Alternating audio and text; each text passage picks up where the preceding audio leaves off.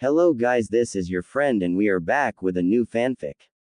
Which is What If Naruto Build Ultimate Harem with Mikoto Yugito Yuugao Mei Fukuritsuchi Tayuya Karui Hana and Anko, Part 1. And if you enjoy this fanfic then please press the like button and subscribe to my channel for more fanfic like this. And now let's start the fanfic. Last time on Naruto, Force Unleashed. The first thing about controlling your force power is, Revan paused for dramatic tension as Naruto looked on with an excited expression, meditating. Revan and Galen couldn't help but burst out laughing at Naruto since his face had went from excited to eating dirt at the mention of meditation. Naruto jumped back to his feet as he glared at the laughing pair. I hate you. Present time. 5 hours after Naruto started training with Revan and Galen. Naruto could be seen sitting cross-legged on a smooth gray rock in the middle of the stream in a meditative position. Revan and Galen simply observed from the side. Naruto tried to do as Revan had told him. He slowed down his breathing as he spread out his newfound awareness of the life around him. Steady my breathing and heartbeat. Don't let anything distract me but at the same time remain aware of my surroundings. Stretch out with my awareness and try to sense the force flowing in and around all living things. Naruto chanted in his head as the rocks and pebbles in the stream suddenly started to levitate due to an unknown force. Revan looked on amazed while Galen was gobsmacked. He had taken a week to get that down while normal Padawans took a month of training but Naruto had done it in 5 hours. Naruto, you may open your eyes now. Revan stated simply, and as soon as Naruto opened his eyes, the levitating objects fell back into the stream with soft plops. He sensed Revan's good mood and had seen Galen's shocked face, so he assumed that he had done it correctly. Revan-sensei, what do I have to accomplish next? Naruto asked calmly. Revan noted this may be a side effect of the meditation, as Naruto seemed to be less brash and more composed. That's it for now, Naruto, since it's about time for you to awake. Since you were meditating, your body had experienced the similar effects of a good night's sleep, so you don't have to worry about that. Galen replied instead as the young boy nodded before disappearing from the rock. I can sense greatness in that one, Revan. So do I, but as you know, power corrupts and we can only hope that Naruto does not succumb to the temptations of the dark side of the Force. Revan sighed as he seemed to relive memories of his life long past. Naruto's home. Naruto yawned loudly as he stretched and rubbed the sleep from his eyes before hopping off his bed and into the shower for a quick bath. Making his way out of the bathroom just 5 minutes later, he then realized that there was someone in his kitchen. Stealthily making his way to the kitchen, he was relieved that it only turned out to be the Sandaime Hokage, Sarutobi Hiruzen. Ohio Naruto-kun, am I right in assuming that you have yet to eat your breakfast? He said in a grandfatherly tone. Ohio Gigi. Nope, I just woke up and was going to grab a quick bite before heading to the academy. Naruto grinned but inwardly sighed as the Hokage didn't seem to see through the act. How about I treat you to some Ichiraku's ramen for breakfast, Naruto-kun, what do you say?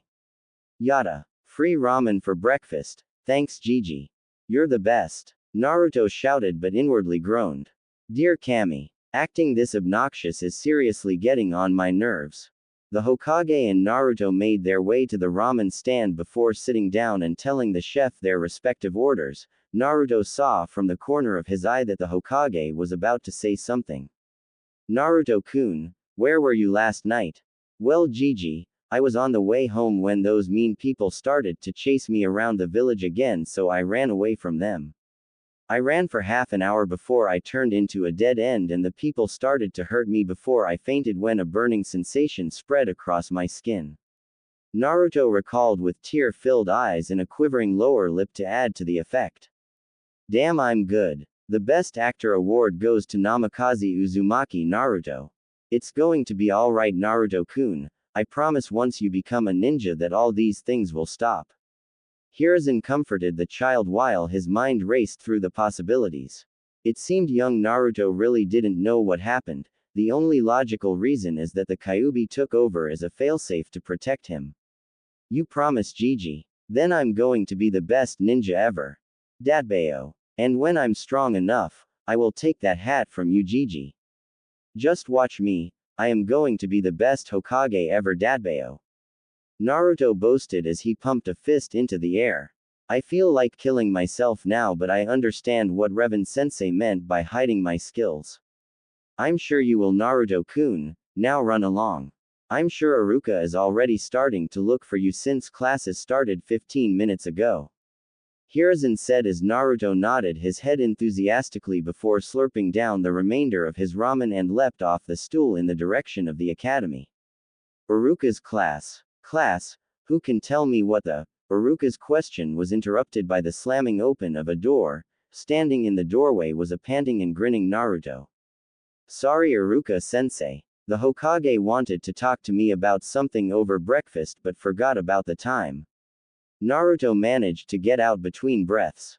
That's all right, Naruto. Just take a seat while I continue on with my lesson. Iruka sighed as Naruto thanked him before taking a seat between two of his classmates. Since Naruto failed the academy 3 times, this is his classmates during his first year attempt. Before I was interrupted, who can tell me what the bloodline of the Shadaime Hokage was and what it could do? Iruka asked, but Naruto tuned it out and focused on his force meditation instead. Wow, it's like I can sense where everybody is by their force presence. It seems like everyone has their own feel in the force. It's almost like seeing with your eyes closed. Naruto thought as he suddenly sensed an incoming object through his force awareness before reaching out a hand to catch the incoming duster with his eyes still closed. How? Who? What? When? Iruka stumbled over his own words as his jaw along with everyone else's was hanging off the hinges at the amazing feat. Naruto, how did you manage to catch that without looking? That's simple. I'm just that awesome. Naruto exclaimed loudly, causing 90% of the class to faceful while the remainder sweat dropped at the retarded answer. Never mind that now, just tell me what the Shadaime's bloodline was and what it could do. Iruka asked after he had recovered, causing Naruto to scratch his head sheepishly. It was something to do with plants or trees, right? He could make them appear from nowhere like magic. He was awesome. Naruto replied with his Dobi mask in place. Close but not really correct. The Shadaime's bloodline was the Mokuton wood release, and it allowed him to grow wood or vines from the ground or even turn parts of his body into wood to attack the enemy. Iruka corrected with a sigh as he continued with the lesson, which Naruto tuned out again but this time meditated with his eyes open. "Ohio Kit," a voice suddenly said, which almost caused Naruto to jump out of his sit before realizing that only one person called him that. "Ohio Q-chan." Naruto greeted in return, which caused said demoness to blush at the additional suffix before mentally grinning. "Oh, Q-chan now is it? Whatever happened to Kyuubi-sensei?" Kyuubi asked with a pout evident in her tone. "During training I will refer to you as such, but since we aren't training I don't have to call you that." Naruto replied with a smirk before he remembered something. "Hey Q-chan. Last night I had a strange dream after leaving the mindscape." "Well Kit, did it have to do with us performing lewd acts together?" Kyuubi asked as she snickered when Naruto's face turned so red it started to look like an apple. "No. I was in a forest and met up with these two cloaked figures and they introduced themselves as Darth Revan and Galen Merrick." Naruto was interrupted by sharp gasp from his tenant. "Do you know them, Q-chan?" "Yes I do Kit. Both of them were once the strongest warriors in the universe." Legend claimed that Galen Merrick, also known as Starkiller, was so strong in the force that he managed to drag down a space ship the size of Konoha. Am I right in the proportion?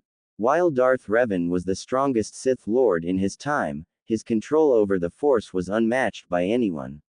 Naruto was speechless after hearing that. He had a teacher that could levitate the entire village with his control over the Force. It was then that Naruto made a promise to himself that he would train diligently so he could make his masters proud as well as be a force to be reckoned with. "So what did they want with you, Kit?" Kyuubi suddenly asked. "They said I was the only force-sensitive individual on this planet and they were going to train me to be a continuation of their legacies." Naruto took the stunned silence as shock, so he continued.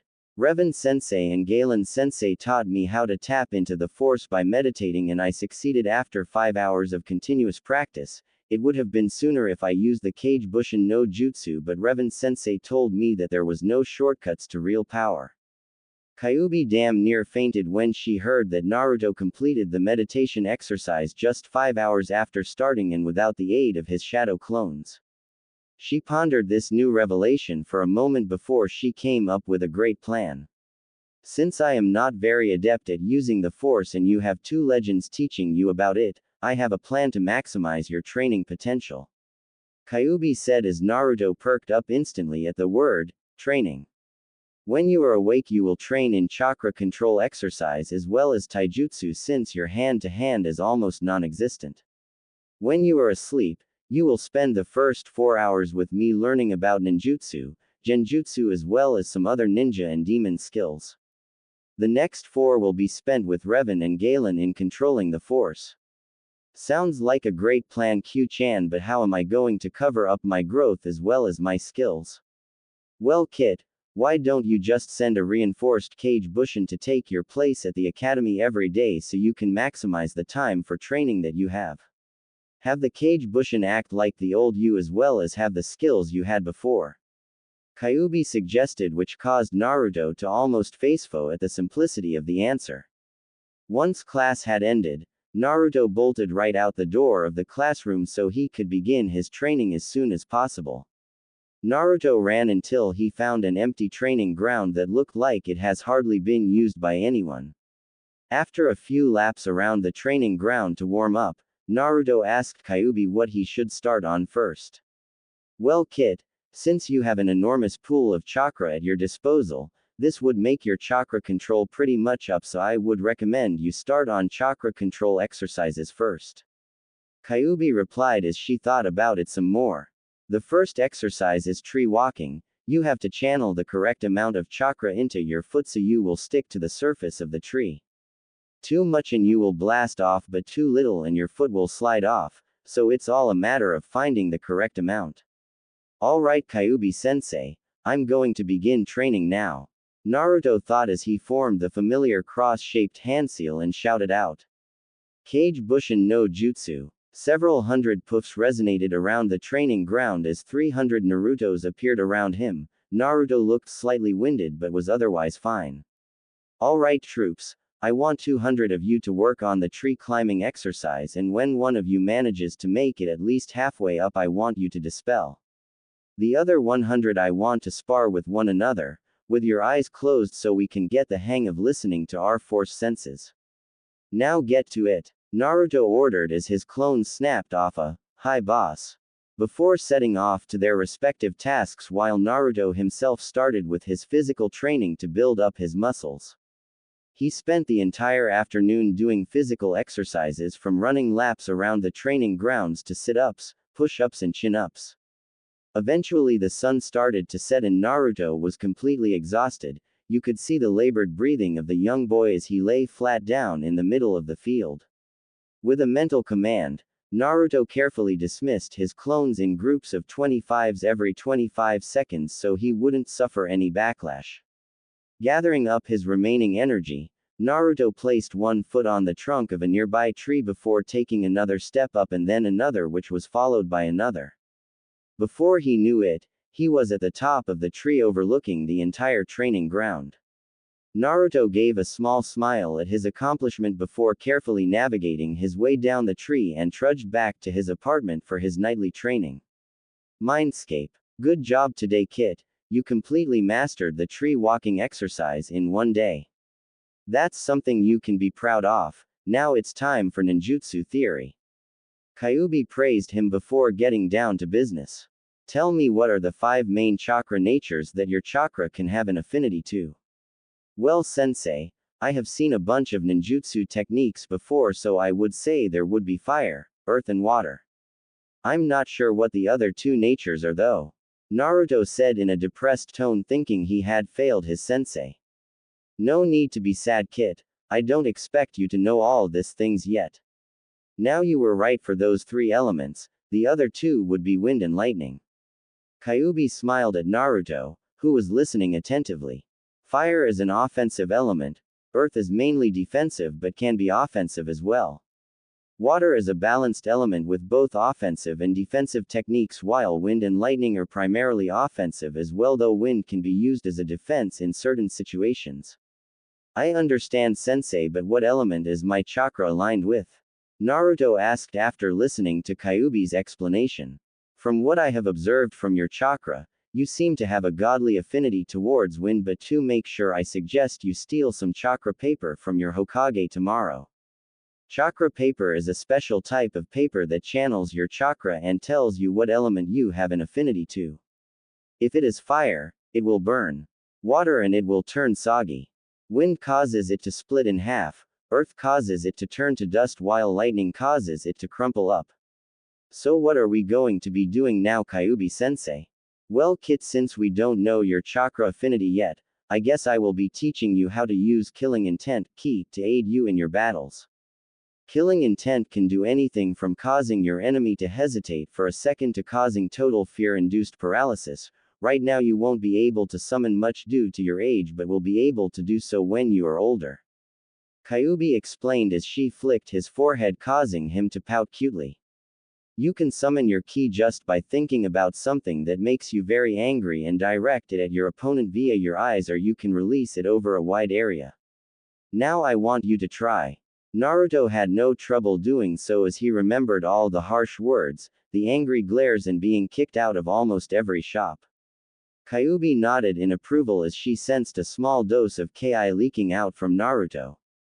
That's good enough, Kit. You can stop now. She told him, but Naruto seemed unresponsive. Every birthday they come together to chase me, and when they catch me they start to beat me. Why do they do that? Why doesn't anyone stop it? No more. Never again. Next time it happens, I will crush them. Naruto roared in his mind as a huge blast of ki shot out from him in multiple waves. It was so strong it even caused Kyuubi to stumble a bit. Kit, stop. Kit. Naruto. There's no one here that is going to hurt you. Kyuubi shouted as she hugged the young boy to herself and calmly stroking his hair. Calm down, Naruto. Nobody is going to hurt you anymore. I promise I will protect you, okay? I will never leave you.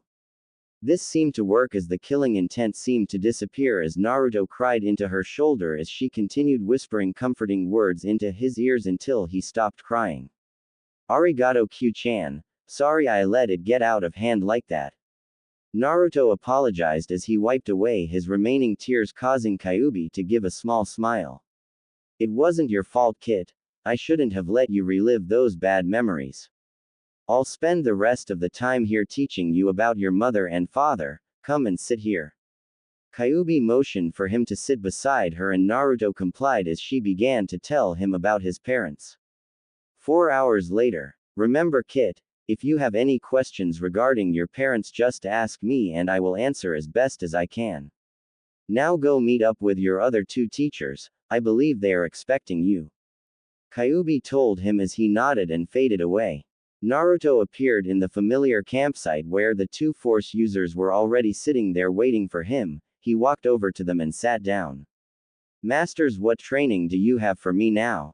Today's exercise is for you to consciously levitate this rock with your force powers only. Just remember that the force flows through and around everything, including yourself.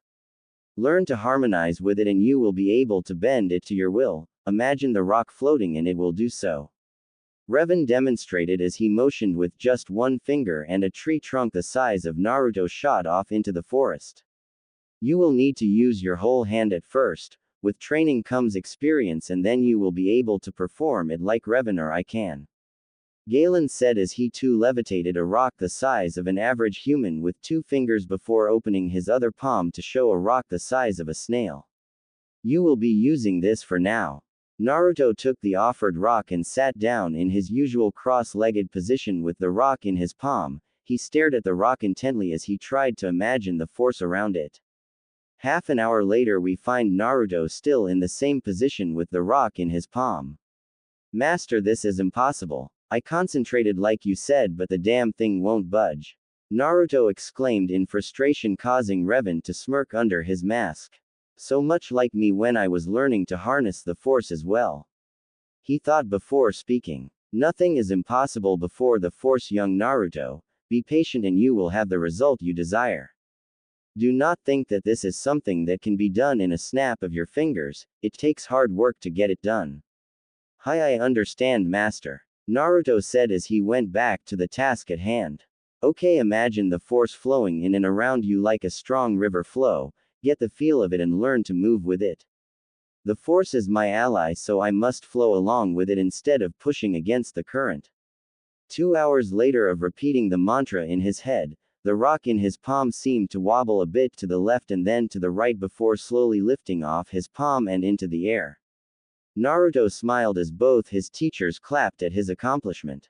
Very good, Naruto. This is the first step for you to become a master of the force. Now I want you to do the same thing you did with the rock to this. Revan gestured to significantly larger rock the size of Naruto himself. Remember how you felt, and that size does not matter in the presence of the force. Naruto licked his lips as he once again submerged his entire self into the flow of the force as he felt it move around his body. He then directed it around the rock as he lifted his arm up slowly. The large rock shifted to the side slowly before hovering at least half a meter of the ground. Naruto panted as he let it drift back down slowly before slumping over from exhaustion. Revan and Galen smiled as Naruto gave them a thumbs up before he fainted. Revan turned towards Galen. He truly is one of a kind, don't you agree, Galen? He asked the younger looking of the two, who simply nodded his head.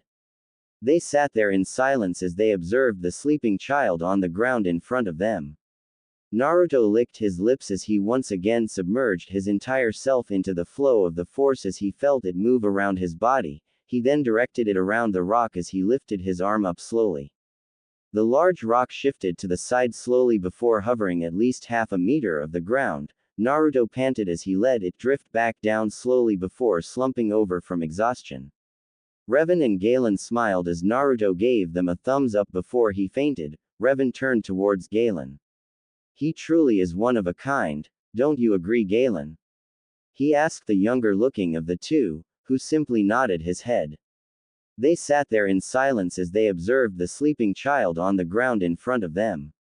3 years later. Ha ha ha, you'll never catch me. An orange-clad young boy shouted back at the team of masked Anbu members chasing him. Boy, by the orders of the Lord Hokage, we were ordered to bring you to him for painting the entire Hyuga estate neon pink in color. A bear mask Anbu shouted back while snickers could be heard coming from the rest of the squad as they thought it was hilarious that someone managed to prank the all-seeing eyes of the Hyuga clan. Hey, they had it coming for a long time. Now leave me alone so I can go and get some ramen to eat. Naruto waved at them merrily as he seemed to speed up before colliding with a loud oof with somebody in front of him. After rubbing his head, Naruto looked up into the frowning visage of one Yumino Iruka. Hey Iruka-sensei. I was just, on my way to class. That's it, I was just on my way there when they started chasing me. Naruto, you aren't fooling anybody, so drop the charade and come along. Iruka chastised the boy as he dragged him away to class as the rest of the Anbu squad disappeared to inform the Hokage. None of them saw a shadow observing their every movement during the chase. The shadow moved and revealed the face of a grinning Naruto. You say that, Iruka-san, but you don't even notice that isn't the real me. Has standards for ninjas always been this low? He chuckled slightly as he threw a hood over his head to obscure his face from the public. Naru-kun, you should know that not everyone has such advanced senses as yours, and only you have force powers.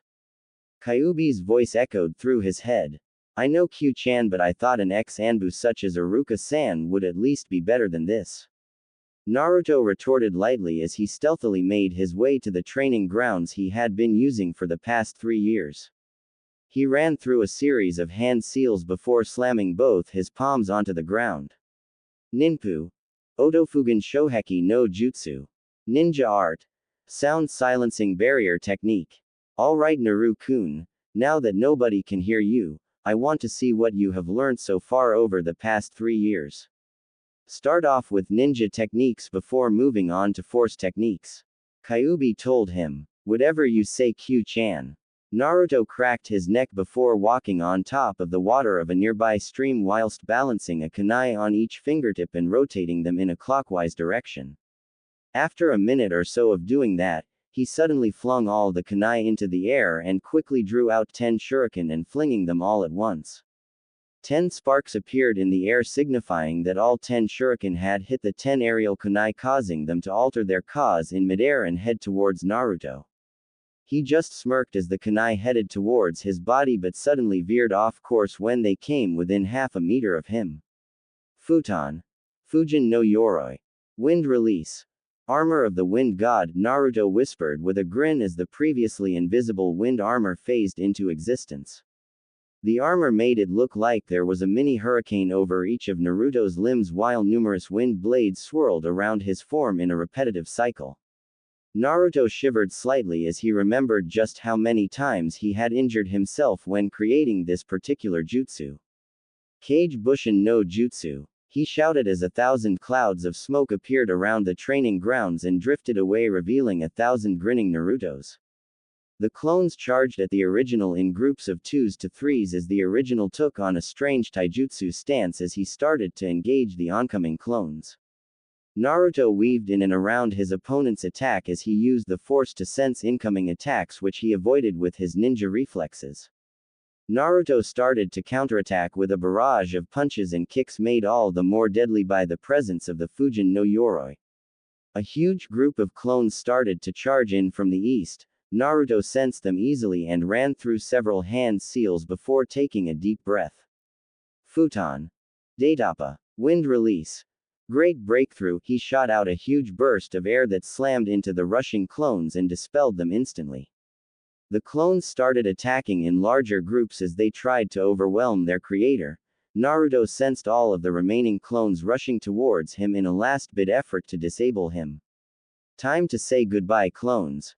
Naruto tapped into the force as he felt it flow around him like a calm river. He started pulling all the force in the surrounding area towards him. This resulted in causing the charging clones to get yanked into a gravitational orbit around Naruto as he clenched his fists tightly before throwing his arms outward. Gekutai saw Seru. Force repulse, the stored up force energy immediately blasted outward in a huge wave and blew back all the clones in a massive explosion of force energy. Naruto panted slightly from the sudden expenditure of the force. He grinned despite himself and stumbled back onto his. How's that for going all out? Naruto asked aloud, knowing Kyuubi would still be able to hear him. Very impressive, Naru-kun. Now I believe it is lunchtime and you should take a break after that spar.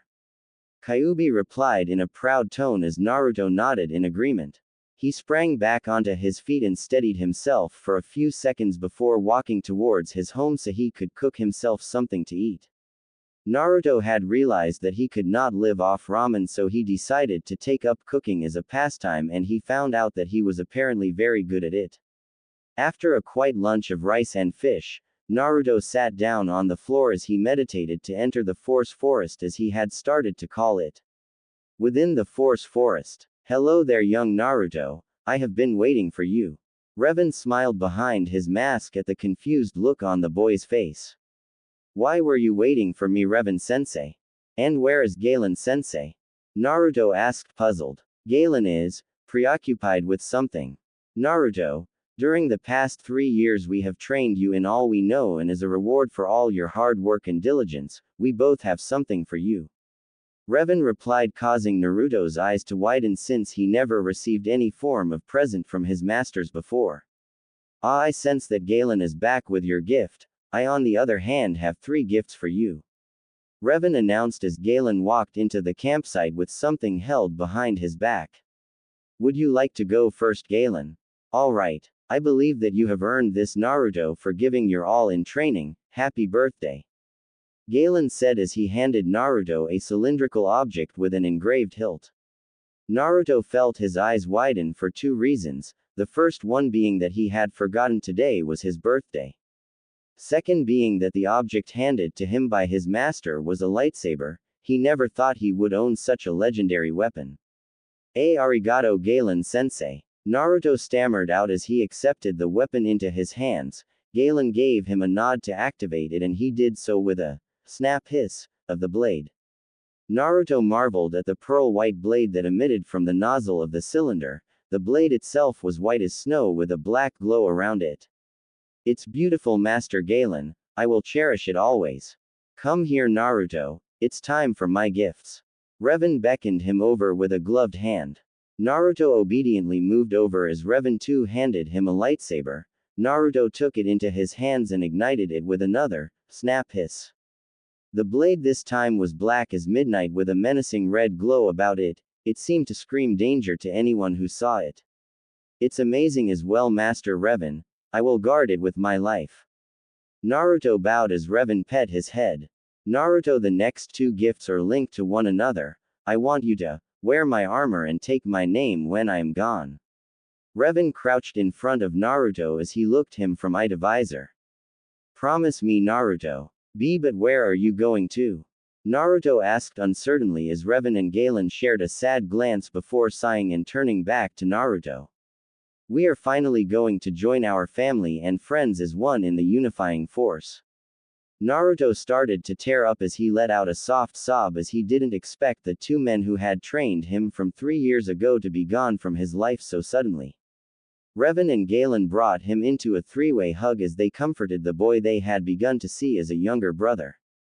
I know it's hard, Naruto, but we have delayed ourselves long enough and in the end we are all a part of the force, so I want you to promise me, Naruto, take my armor and continue my legacy.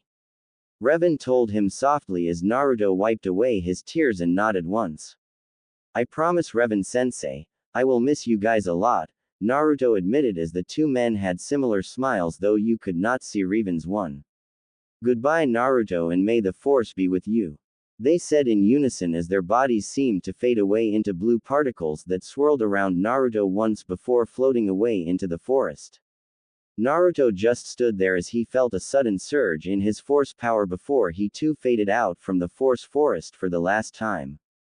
Mindscape. Kyuubi was lying on her bed reading a random book Naruto had generated inside of the mindscape.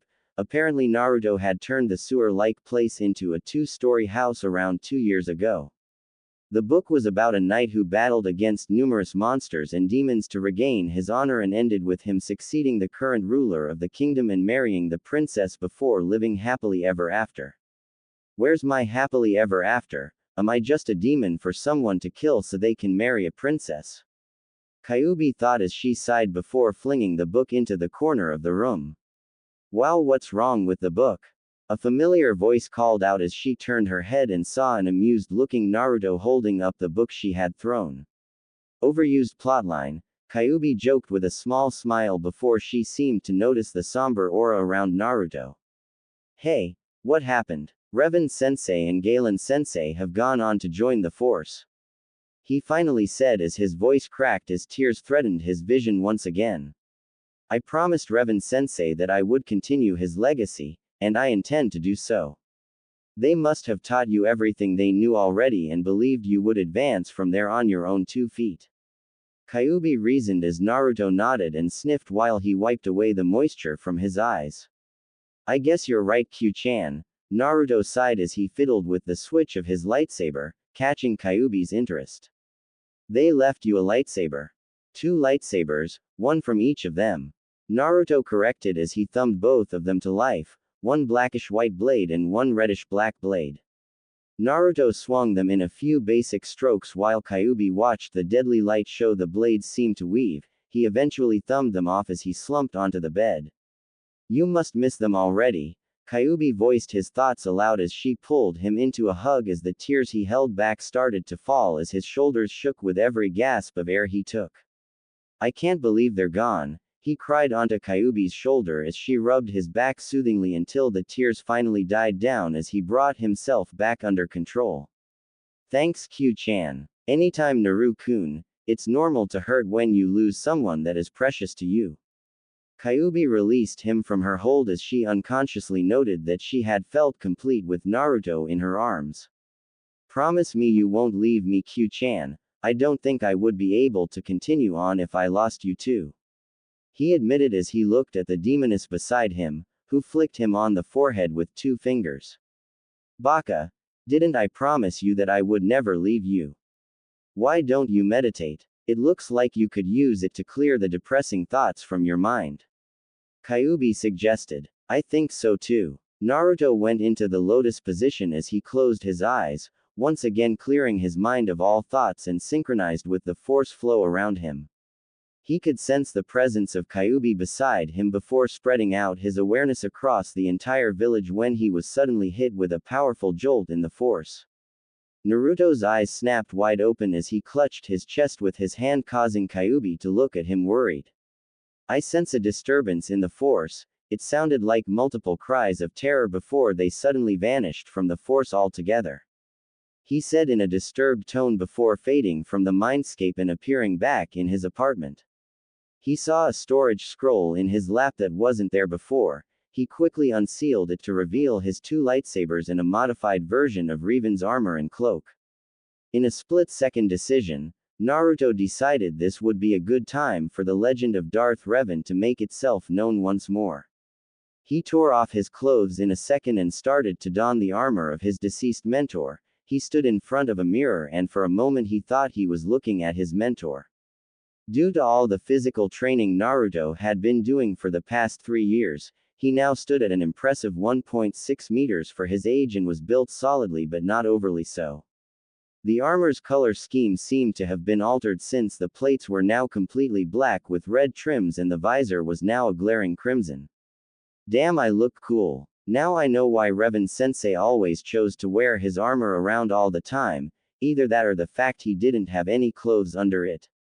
Naruto thought before he threw the black hood of his cloak over his helmeted head and vanished in a swirl of leaves. Uchiha District. Sasuke had a smile on his face as he raced back home after the academy had ended. He had aced his test and couldn't wait to tell his parents and Itachi. He cheerfully greeted the Pocky store owner on his way back. He never knew what his brother found so enjoyable about the snack. As he rounded the corner leading to the clan grounds, he paused as he sensed that something wasn't right. His smile vanished as he increased his speed to his home. Why do I smell blood coming from the direction of the clan grounds, and is that sulfur? Sasuke thought as he ran through the clan gates and was greeted by the horrific sight of bloodied and cut-up bodies of various clan members lying on the ground. What the hell is going on? Sasuke started to panic as he tried to process the images in his mind before running off in the direction of his home, hoping that nothing had befallen his parents or sibling. Foolish boy. Mikoto tried to scream as her recently deceased body of her husband slumped to the floor in front of her, but not a single sound escaped from her lips. She watched on horrified as she stared into the familiar eyes of her eldest son as he advanced on her with his sword poised to strike. What are you doing, Itachi? Why are you doing this? She finally managed to scream out as Itachi closed his eyes with a sigh and raised his tanto. Sorry, Ka-san. With that, Itachi swung his blade in a sweeping arc, expecting the familiar sound of steel cutting through flesh. Instead, what he got was the sound of steel impacting against steel. He opened his eyes to see a crimson visor staring right back at him. What do you think you're doing? The armor-wearing individual asked in a metallic voice. His right hand was outstretched and had blocked his blade with his gauntlet. Get out of my way. This matter does not concern you, stranger. Itachi replied in his usual monotone voice as he tried to assess the threat level of the newcomer. It became my business when I see you trying to harm such a beautiful woman. The figure countered lightly as Mikoto felt her cheeks heat up despite the situation. Very well then, I shall just dispose of you and finish the job later.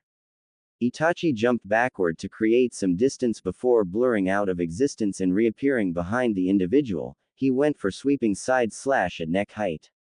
The figure just blocked it with his left gauntlet before swiftly spinning around and placing his palm against Itachi's stomach. Ketone. Chikara no Pushu. Force release. Force push, the metallic voice whispered as Itachi suddenly flew backwards due to an unknown force that emitted from his opponent's palm. Ketone. Itachi thought in confusion as he hacked up a mouthful of blood. He was suddenly assaulted by the memories of a clone he had ordered to patrol the grounds for any survivors. Clone memories. The clone jumped on top of a pole to better view the area. He immediately spotted the running form of his little brother. He knew he couldn't kill his brother as he loved him too much, so he thought of a plan to give his brother some motivation to get stronger. Sasuke ran through the blood-soaked streets as he hurried to his house when suddenly his brother appeared in front of him. Just as he was about to hug him, Sasuke noticed that Itachi was dressed in his Anbu uniform and his tanto was covered with fresh blood. Aniki, what did you do? Sasuke asked in confusion. Itachi's clone just looked at him with indifference before examining the blood-covered blade of his tanto. Just killing this sorry excuse for a clan. What? Why are you doing this? Sasuke shouted in outrage. To test the limits of my power. Nothing more, nothing less, Itachi replied simply as he looked Sasuke in the eyes. I won't kill you today or tomorrow or even next week, but I will come for you eventually. So run, foolish little brother, and cling on to your pathetic existence, hate me and use that hatred to grow stronger. Why, Aniki, why? Sasuke whispered as he looked into Itachi's eyes that suddenly changed into a tri-bladed shuriken. Because I simply can, Tsukuyomi. Moon Reader, Sasuke heard Itachi say before his world suddenly vanished and he found himself in a black and red world. Welcome to my world, little brother. In here I control everything including time. For the next 72 hours you will watch me slaughter the clan and our parents repeatedly. Itachi's clone watched as Sasuke screamed and curled up into a ball after 3 seconds. Damn, I used up my remaining chakra using Tsukuyomi. Back to present. So that's what my clone did. Never mind that. I have to focus on this battle, although almost half my chakra went into that clone. Itachi thought as he wiped the blood from his lips and stood back up. Why don't you just leave, Itachi-san? I don't feel like hurting one of the few people who actually bothered to save me from the mobs when I was young. The figure suddenly said, causing Itachi's eyes to widen comically. This guy is Naruto. When did he get so strong? Looks like I can't finish the mission. Itachi sheathed his tanto and looked at Naruto directly. I can sense the Hokage and Anbu coming already, so I guess you win this round, Naruto-kun. Itachi smiled slightly before leaving via a quick shunshin, leaving behind an amused Naruto and a gaping Mikoto. This person who defeated Itachi, an Anbu captain at age 13, is none other than Uzumaki Naruto. Mikoto thought as Naruto sighed and threw back his hood before removing his helmet. Mikoto blushed as she saw the angular face and wavy blonde hair that was slightly matted down due to sweat. Without the whisker marks he would look like a carbon copy of Minato. Naruto turned and looked at Mikoto before glancing at the corpse of Fugaku. He crouched down beside her and checked her for injuries. Areo injured in any way? No. You arrived just in time, arigato for saving me. Mikoto smiled slightly as Naruto just chuckled and replaced his helmet and hood. No problem, how could I stand by and watch someone scar this beautiful face? Now I must be off as reinforcements are coming in if they ask who saved you. Naruto looked her in the eye with his crimson visor. Tell them, Darth Revan did. Naruto then vanished into the shadows of the house as Mikoto could still feel the blush on her face at the compliment regarding her beauty. Not a minute later, Hiruzen and 2 full squads of Anbu arrived at the scene. Mikoto-san, what happened here? Hiruzen asked softly as he believed the woman to be traumatized by the death of her husband, but in reality Mikoto had been in an arranged marriage and never really loved Fugaku. Itachi just appeared out of nowhere and started attacking us. He managed to wound Fugaku severely before killing him. He was about to kill me when someone saved me. Mikoto trailed off as she remembered Naruto single-handedly holding off Itachi. Can you describe your savior, and did he tell you his name? Hiruzen asked politely while inwardly thinking. Who would be able to hold off Itachi-kun until we arrived? He wore red-trimmed black armor with a helmet and a cloak with a hood. As for his name, Darth Revan. Mikoto decided to honor her savior's wish to remain unknown. I see. Well, Mikoto-san, I think you would be glad to hear that we found Sasuke still alive. He began, causing Mikoto to brighten up considerably.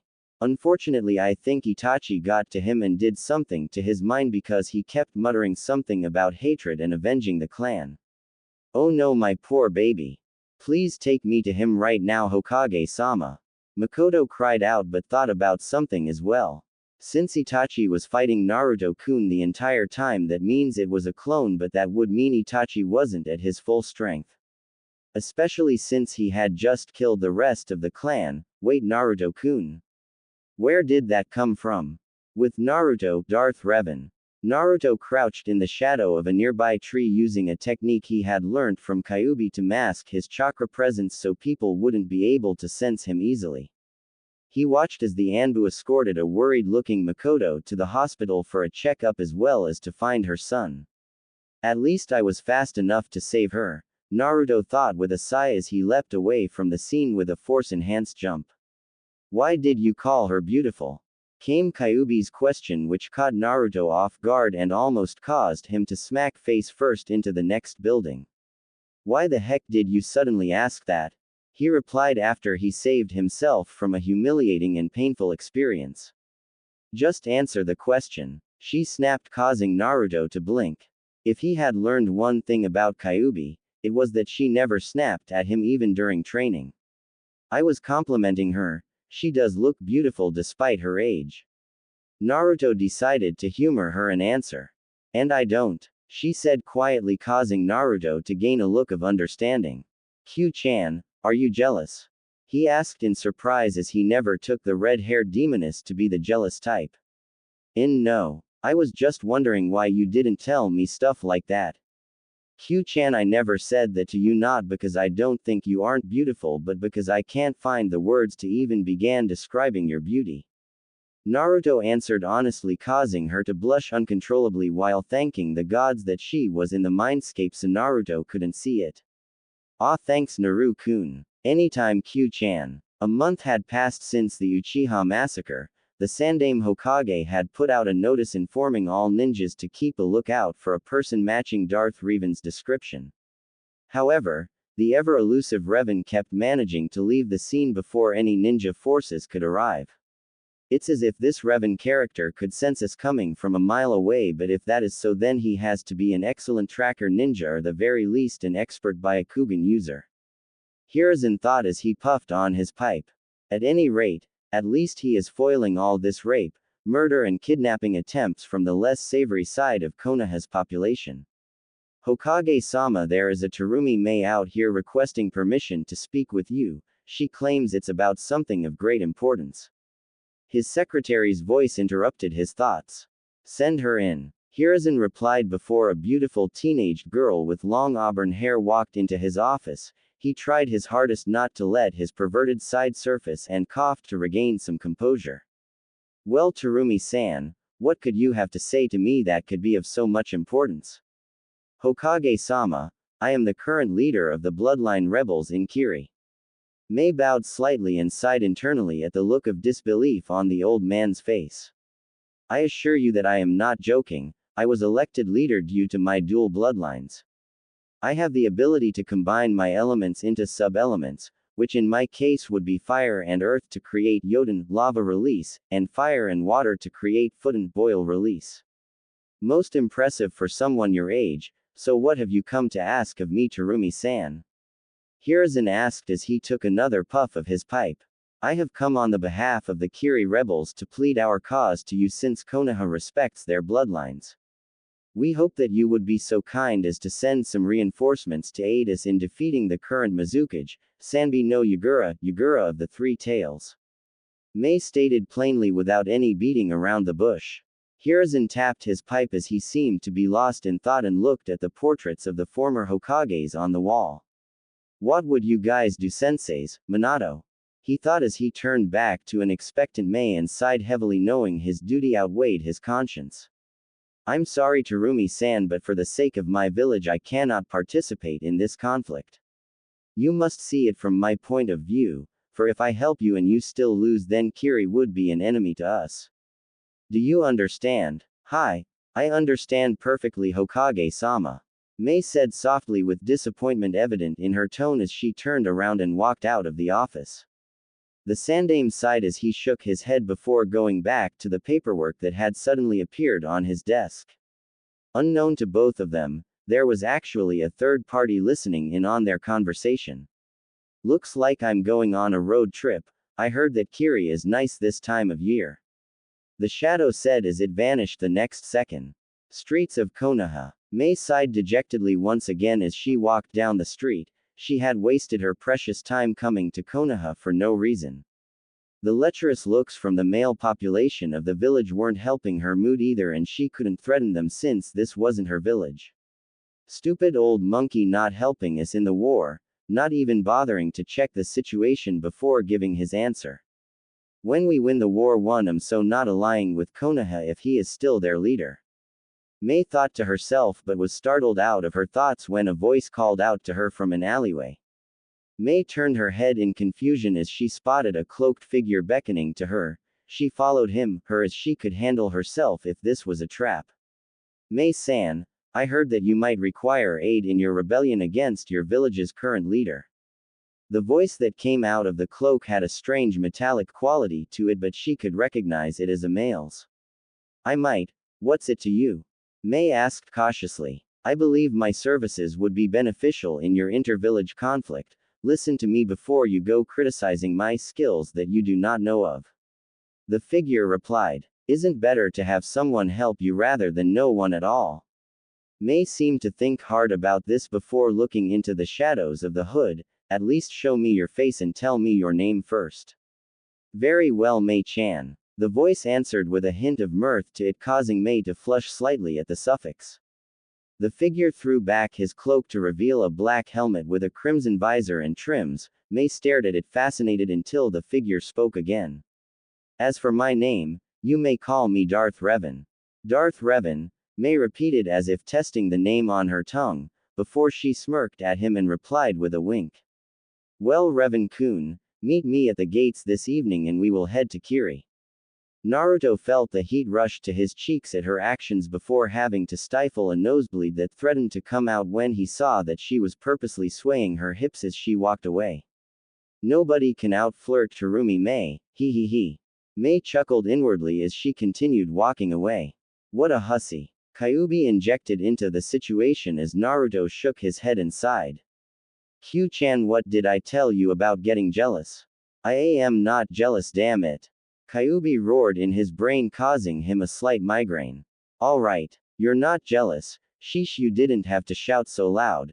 Naruto groaned in his mind as he held his head slightly, causing Kyuubi to pout in his mind. You started it, you meanie. You know you will always be the most beautiful person to me, Q-chan. Naruto comforted her as the demoness blushed at the statement. Oh, of course I know you, baka.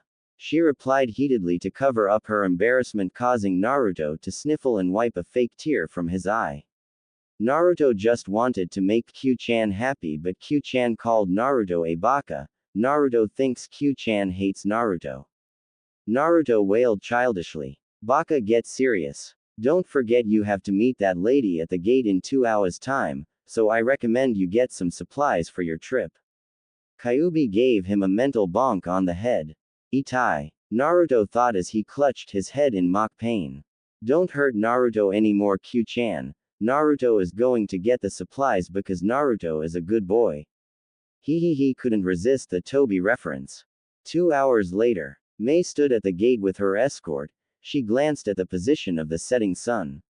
Terumi-sama, we should head out soon if we want to make it to Kiri by tomorrow morning. Her escort said as she looked around the village entrance trying to spot someone. There is no rush. I trust that Ao is competent enough to run operations when I am not there. Where is he? Mei added the last part under her own breath. Where's who? The same metallic voice replied from beside her. She turned her head and saw the cloaked individual standing beside her with his head to the side in a cute pose. Terumi-sama, I thought you said that the Hokage didn't send us any aid. The escort asked in confusion at seeing the slightly creepy cloaked figure standing there. This is Darth Revan and he has offered us his aid in dealing with Yagura's forces. Mei introduced Naruto, who just nodded his head slightly in greeting. Is one man going to make that much of a difference in the war? The escort asked in clear disbelief. Mei noticed Naruto made a slight gesture with his hand as he spoke. My skills are enough to turn the tide of this war. Naruto told the escort as the escort seemed to blink a few times before turning around and walking out the village. His skills are enough to turn the tide of the war, so we should head back now to Rumi-sama. The escort seemed to repeat the exact words in a monotone voice, causing Mei to look between the escort and Naruto in confusion. Okay, I give up. What exactly did you do to him? Mei asked after several seconds. Oh, that is simply a. Naruto paused for dramatic tension as Mei leaned in slightly. Secret. Mei damn near face faulted when she heard that. In the end, she just decided to stick with pouting, causing Naruto to chuckle in his metallic tone of Darth Revan. Do you know you look really cute when you pout like that, Mei-chan? He asked with a hidden grin, causing Mei to blush slightly before increasing her pace as she left Naruto behind. He payback's a bitch, Mei-chan. Several hours later. Terumi-sama, I think we should stop and set up camp here for the night since we won't be able to make it the rest of the way by tonight. The escort said as they dropped into a clearing in the middle of a forest. I guess you're right, we will set up the tents here for the night and leave first thing tomorrow morning. Mei stated before looking at Naruto, who was giving off a sheepish aura as he scratched his cloaked head. What is it, Revan-kun? I kind of had forgotten to bring my tent since I haven't traveled this far outside my village before, he replied with a nervous laugh while Mei had a gleam in her eye. Ooh, payback time, she thought with an inward snicker before looking at Naruto. Revan. Well, since you don't have one, then you could share mine. Mei trailed off suggestively, causing her escort to splutter incoherently until Naruto did the hand wave gesture again. You have no problems with us sharing a tent? Naruto muttered under his breath as the escort repeated the same words and went back to setting up the tents. Mei looked on dumbfounded as she watched this exchange since she didn't expect him to actually accept her proposal. Naruto had another unseen grin on his face. Mei-chan, don't we have to get started on our tent? Huh. Oh, right. Mei blushed heavily as she helped Revan, Naruto set up their tent and they entered it together once it was up. Naruto took off his helmet with a hiss of air escaping and shook his sweat-matted down hair back into its original spiky position. He stiffened when he heard a gasp from behind him. God damn it. I totally forgot we were sharing a tent. Naruto groaned in his mind before turning around to address the situation at hand. Wow, who knew he was this hot under that helmet? Mei thought with a blush when Naruto turned around and couldn't help but study his handsome visage. Well, this is my true face. Naruto sighed as Mei looked at him with a puzzled expression that Naruto thought looked cute on her. Why do you wear a helmet that covers your entire face when there are no deformities for it to cover up? She asked him, causing Naruto to sigh as he knew there was no backing out now. My real name is Uzumaki Naruto and I am the Jinchuriki of the Kyuubi. Yes, the same Kyuubi that attacked around 8 years ago. The Yondaime couldn't defeat it, so he resealed it into me. The villagers hate my guts for containing the Kyuubi, so they regularly beat me for that. I wear the mask so that they won't recognize me, and as a promise to a friend passed on. To suffer so much and still retain your sanity. Wait a minute. You are only 8 years old. Mei suddenly exclaimed, causing Naruto to chuckle and scratch his head. My appearance is a side effect of all my physical training for the past 3 years and accelerated growth due to containing Q-chan inside me. Q-chan. Mei voiced out, confused. Oh, the Kyuubi is a she and is actually very nice when you get to know her, and she only attacked on that night due to a genjutsu-influenced bloodlust. Naruto replied simply while Mei just blinked 3 times to process the information before pointing at the sky. Ha! Take that, you stupid bastards. The strongest tailed demon is female. She shouted suddenly, causing Naruto to sweat drop. I think I was wrong about her, Naru-kun. She and I are going to get along really well, Kyuubi mused in his mind, causing Naruto to sigh. Well, Mei-chan, I guess that's it for an explanation. Now let's turn in for the night since we have another long day ahead tomorrow. He said with a yawn to emphasize his statement. Sure, Revan-kun. Good night. Mei chirped with amusement in her voice. Night Mei-chan. Naruto murmured as he fell asleep almost instantly. Next morning, sunlight streamed through the small gap in the entrance of the tent, causing both occupants to groan and wake up at the same time. And they awoke in a rather interesting position. Mei had sometime during the night rolled on top of Naruto's sleeping form and snuggled into his chest while Naruto had one hand over her in a protective fashion. Their other hands were in more interesting circumstances. Mei's right hand had somehow wormed its beneath the waistband of the front of Naruto's pants while Naruto's right hand was beneath the waistband of the back of Mei's pants. After 3 awkward seconds of looking at their hands then each other, the hands were quickly retracted by their respective owners. I didn't mean for that to happen, Naruto blushed madly as he apologized whilst thinking. Damn, she has a soft yet firm. Me too, it must have happened when we were sleeping, Mei replied with a similar blush on her face whilst thinking. Dear Kami, he's only 8 years old and I estimated that he is already 6 inches. Breakfast made for an awkward ordeal as the escort looked at the pair in confusion, since whenever one of them caught the eye of the other, both would turn away immediately with blushes on their respective faces. After finishing their breakfast, Naruto and Mei agreed never to bring up that memory again, or at least in the presence of company. I believe that if we went by yesterday's pace, we would arrive in Mizu no Kuni, Land of Water, by mid-afternoon. The escort said as Mei and Naruto nodded in agreement before moving off in the direction of Kiri.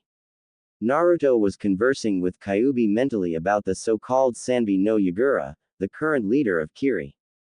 Last I heard about the Sanbi was when Kushina overheard Minato discussing with his advisors about Kiri sealing the Sanbi into some baby by their leader at the time.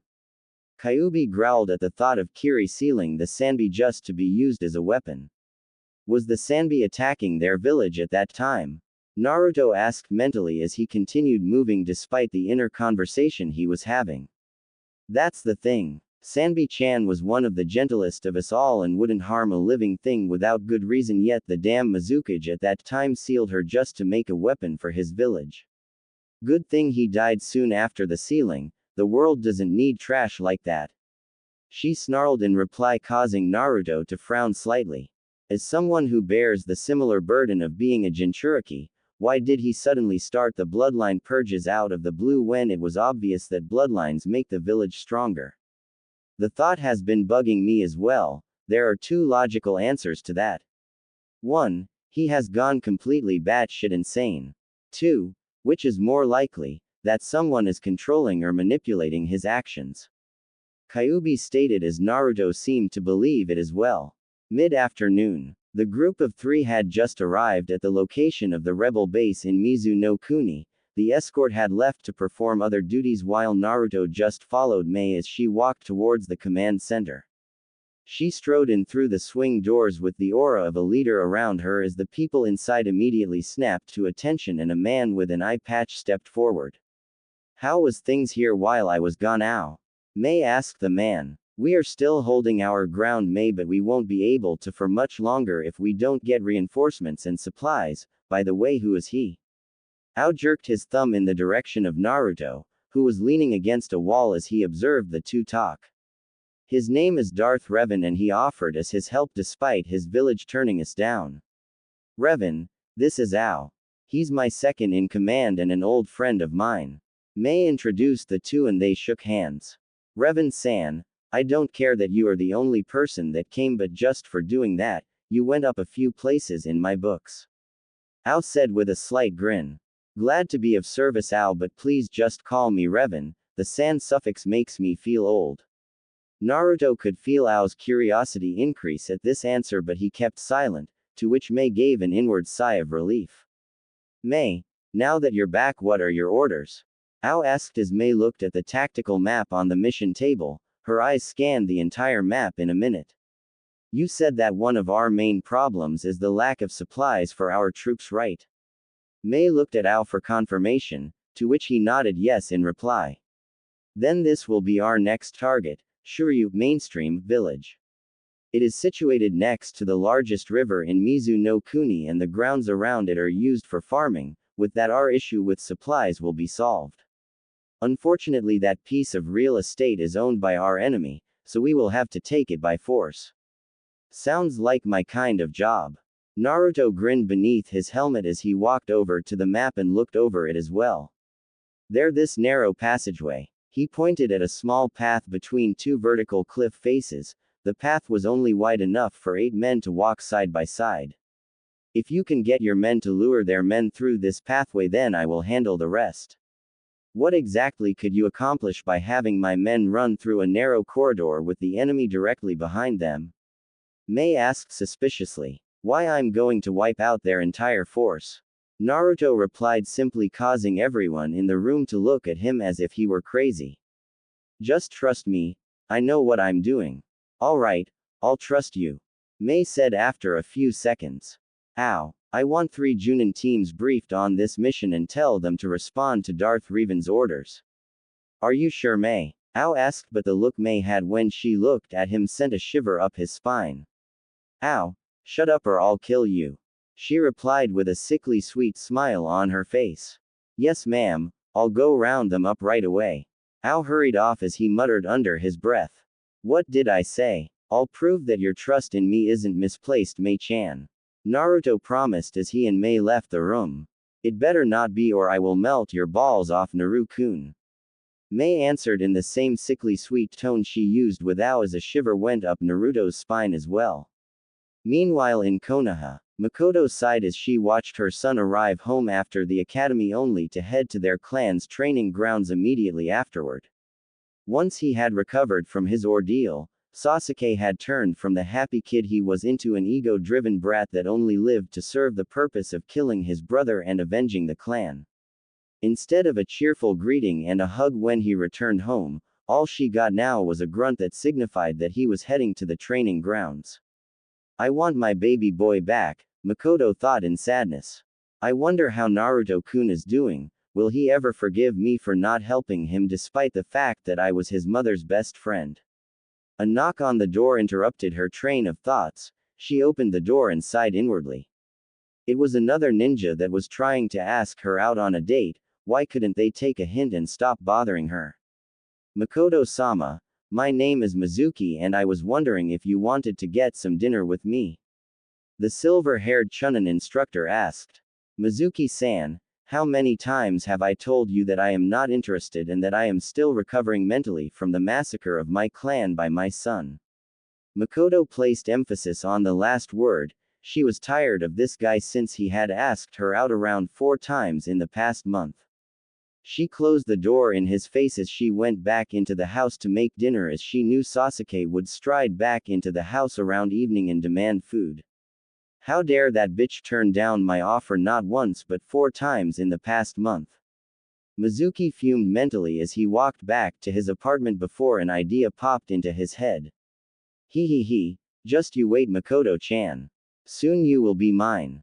Mizuki started to whistle happily as he increased his pace back home since he needed time to draft the speech he was going to give the council. Back in Rebel Base, Naruto stood with his arms crossed as he observed the 9 bloodline-wielding Junin standing in front of him, all of which were staring at the imposing figure of the black and red armored individual who was to be their mission leader. As you have been briefed by Ao, my name is Darth Revan. You have been told to follow my orders and I want any of you who are unsatisfied to voice it out right now. Naruto's metallic voice rang out through the room. Hell yeah, I got a problem. Why do we have to follow your orders? You just popped out of nowhere and we don't even know what abilities you have. A recently promoted Junin shouted. Naruto noted he had the distinct characteristics of the Hazuka family. Naruto merely raised his hand in a choking motion and the Junin immediately felt his windpipe start to constrict. He grasped at his throat as if trying to pry off the invisible hands around his neck. Just as he was about to pass out, Naruto dropped his hand and the guy fell onto the floor gasping for air like a half-drowned man. Anybody else want to question me? He asked darkly as the rest of the Junins shook their head quickly, clearly not wanting to experience whatever he had used on the rookie. Excellent. I believe you have been briefed on the plan, so I expect to see you all up and ready by the time the sun is rising. The gathered Junins dispersed to begin their mission preparations, leaving Naruto with the still recovering rookie. Naruto sighed softly as the guy flinched when he had placed a hand on his shoulder and hauled him to his feet. What's your name? Naruto asked simply. Hazuka Kenjutsu, sir. Kenjutsu added as an afterthought. You don't have to call me that when we aren't on the battlefield, Ken. Mind if I call you that? Naruto asked the bewildered Kenjutsu. Not really. My fellow shinobi call me that all the time, Kenjutsu replied in confusion. One moment he is all scary, then the next he is all buddy like, what the hell? Listen, Ken, what I did to you was just my way of making sure that everyone stayed in line. Your reasons were solid and would normally apply, but I am not normal. Naruto explained as he walked Kenjutsu through the base to his room. Tomorrow's mission isn't going to be easy, and I am not going to say that it is, so I have to make sure there will be no insubordination before the actual mission occurs. This way I prevent unnecessary deaths on the mission due to conflicting orders. Do you understand where I am coming from? I guess I actually do understand now that you explained it. Kenjutsu stopped just outside his room and faced Naruto and held out a hand. Looking forward to what else you can do, Revan, and I guess I'm sorry about earlier. No need to apologize, Ken. You were just doing what any rational ninja would do in that situation, but as I said before, I'm not normal. Naruto chuckled as he walked off, leaving an amused Kenjutsu standing in the doorway to his room. My gut is telling me that he is going to be the one who changes the tide of this war and that he is destined for great things, Kenjutsu whispered as he walked back into his room and locked the door behind and plopped down onto his makeshift bed. And my gut has yet to fail me. Inspiring speech, Naru-kun. Kyuubi's voice echoed through Naruto's head as he paused momentarily before resuming his walk. I don't want their deaths to be on my mind. They're good people fighting for a good cause, and I want as many of them to make it out the other side as possible. Naruto thought in reply. A noble thought, Naru-kun, but at the end of the day, no matter who wins the war, there will always be dead to mourn. Kyuubi reminded him. I know, Q-chan. That's why I'm making it my duty to end this war as fast as possible. War brings nothing but loss, and loss leads to pain, pain leads to anger, and anger leads to hate. And those feelings are what lead to people straying down the dark path. For the force is neither light nor dark, as it is the person who decides which path they choose to take. Quoting your old sensei now, Naru-kun. Next thing you know, you will be teaching your own apprentice. Kyuubi joked as she tried to lighten the mood. The only people I will ever teach would be my own children. Naruto snorted as he finally reached his room and unlocked the door before entering and relocking it behind him. Kyuubi blushed as she imagined her as the mother of Naruto's kids. The image of her and Naruto chasing around blonde and redheads appeared in her head. For that moment in time, Kyuubi would trade anything in her possession, including her demon powers, just to make the image a reality, but alas, the image faded into the back of her mind as she found herself still in the mindscape. Q-chan, you there? Naruto's voice broke her out of her depressing thoughts as she faked a yawn to cover up her lapse in attention. Sorry, Naru-kun, but I'm feeling tired, so why don't we both get some sleep since you have a mission to lead early tomorrow morning anyway? I guess so, Naruto thought as he turned off the light and lay down on his bed. Night, Q-chan. Good night, Naru-kun. Kyuubi replied, but still couldn't help but wish that she was curled up next to him instead of within him. Naruto had met up with the 9 Junin assault group at the entrance of the base before the sun had even risen. He looked at each in turn before his gaze landed on Kenjutsu. Alright, team, this will not be your typical mission. We are a group of 10 heading towards an enemy outpost that would most likely have 10 times the amount of men that we do. However, you guys have been briefed on the plan. You just have to concentrate on luring them into the passageway and I'll take it from there. Naruto paused as he looked over the gathered Junin again. I want each one of us to make it out of there in one piece if possible. No stupid heroics or any of that glory bullshit. Understand? Hi Taicho. Captain, they chorused as one, causing Naruto to smile slightly under his helmet. He turned around and vanished in a blur which was quickly followed by 9 other blurs. After an hour of continuous running, the group finally arrived at the outskirts of Shuryu village. Naruto expanded his force awareness and could sense a rather significant amount of troops in there. He pulled out a piece of paper with the layout of the village on it. This is the barracks where most of their forces will be concentrated. Naruto pointed to a rectangular gray block that was situated in the middle of the village. Once we start raising hell, expect a lot of enemy troops to start pouring out of this building. Your job is to lead them through the passageway and get out of there as soon as possible. I want 2 Junins to volunteer for straggler duty as we cannot be certain that every enemy leave the village, so once the others have lured out the majority, I want 2 of you to infiltrate the village and take out any remaining enemies in there. Naruto saw Kenjutsu and another Junin raise their hands. Ah Ken, I expected that from you. What's your name? Ryusui Heiase Taicho. Heiase shook Naruto's outstretched hand.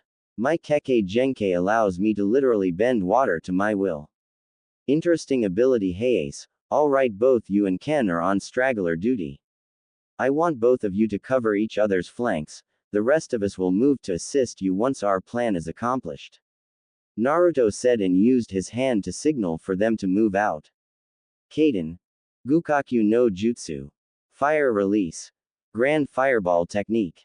Several of the Junins shouted as huge balls of fire slammed into random points of the village as Naruto watched from his perch in a nearby tree. Perhaps I should have reminded them that we want this place in one piece, Naruto mused aloud as he watched a gigantic water dragon smash into a building and collapsing it. As predicted by Naruto, enemy troops started pouring out of the barracks and into the streets. Jutsus, kunais and shurikens were flying through the air as both sides struggled to get the advantage. Suddenly the rebels started to pull back towards the narrow pathway. Upon seeing their enemy fleeing, Yugura's forces roared in victory and began to chase the fleeing rebels through the passage. Guess that's my cue, Naruto thought as he held out both his hands and started to push them together and downwards at the same time. Sweat started to drip down his face as he struggled with some unseen forces and continued to try and push his hands together. The rebels had made it out the other side of the passageway when they heard a loud rumbling sound coming from behind them. They turned around only to see the most amazing thing in their lives. The vertical cliff faces had started to crumble and eventually started an avalanche that buried the entire group of advancing enemy forces. Naruto was panting heavily as he slumped back against the trunk of the tree he was in. He grinned as he saw what he had accomplished. Kenjutsu and Heiase had their jaws hanging off the hinges when they saw their captain bring down 2 cliffs made of solid rock with just some gestures of his hands. What the hell is he? Heiase asked in awe before he was slapped on the back of his head by Kenjutsu. Ouch. What the hell, man? No idea what the hell he is, but I'm just glad he's on our side. Now, in case you have forgotten, we have a job to do. Kenjutsu grinned with his shark-like teeth as he jumped over the fence while drawing his katana at the same time. Heiase sighed before he jumped over the fence as well. He landed on the opposite side and saw Kenjutsu already rushing towards the barracks. Wait for me, you moron! Heiase shouted as he took off after Kenjutsu, who had already decapitated the poor fool who thought it was safe to stick his head out the barracks door. He saw another Chunin heading for Kenjutsu's back as he was too occupied fighting with another Junin. Heiase quickly summoned water from a nearby puddle and launched it in the form of a spear right through the Chunin's chest.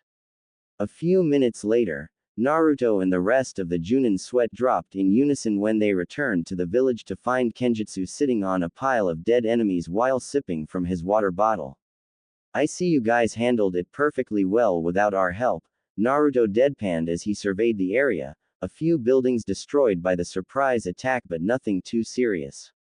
He then looked at his team to see if any of them required medical treatment.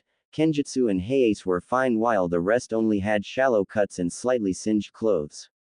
Great job, guys. Looks like we managed to secure a victory without losing any men today. Naruto congratulated them. That's great and all, but mind telling us how you managed to bring down 2 cliffs just by gesturing with your hands?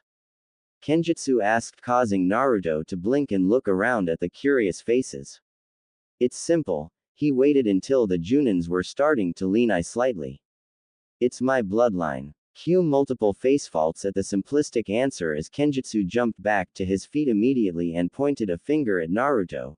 You expect me to believe there is a bloodline out there that allows you to do that kind of shit? Yes. Naruto replied, simply causing everyone to sweat drop. Now if you guys are done interrogating me, we have to inform Mei about our victory here. Rebel Command Center. Mei-sama. Mei-sama. We just received a letter from Revan that they had successfully captured Shuryu village without losing any of our own forces while the enemy had lost their entire force stationed there. A Chunin announced after bursting into the command room. That's excellent news. Ow. I want as many available troops as possible to go and occupy Shuryu village as soon as possible. Someone write a reply that states I want Revan back here immediately. Mei shouted out orders as everyone scrambled to comply. I knew I made the right choice in trusting you, Naruto-kun. Hopefully with you helping us we might be able to win this war. She thought to herself. Shuryu village. Naruto read the letter that had arrived seconds ago via Carrier Hawk. He turned back to the group of Junin to address them. It has been great working with you guys, sorry, and girl, for this mission, but it looks like I have been recalled to base. Your orders are to remain here until reinforcements arrive to properly secure the village, so I guess I'll see you around. Naruto took turns shaking each of their hands while the only female of the group gave him a hug and peck on his helmet's cheek, causing the guys to snicker. Naruto gave them one last nod before dashing off in the direction of the base. He grinned suddenly at the memories of his dispelled clone. Clone's memories. As soon as the original Naruto had left the village, a shadow slowly inched away from its hiding spot before trying to make a break for it. The shadow was revealed to be an enemy Chunin that had somehow managed to evade detection. He ran as fast as possible to warn his cage about what happened. Unfortunately for him, Naruto had sensed him easily and created a cage bushin to intercept him, which resulted in the Chunin skidding to a halt when he saw the imposing figure of Darth Revan in front of him. How are you here? I saw you leave in the other direction. The man exclaimed in fright as he tried to look for a possible way out. Revan merely held out his hand with a grasping motion, causing the Chunin to suddenly start floating off the forest floor. The man panicked as he struggled to break free of the Force grasp. How are you doing this? The man shouted in fear as he failed to break free.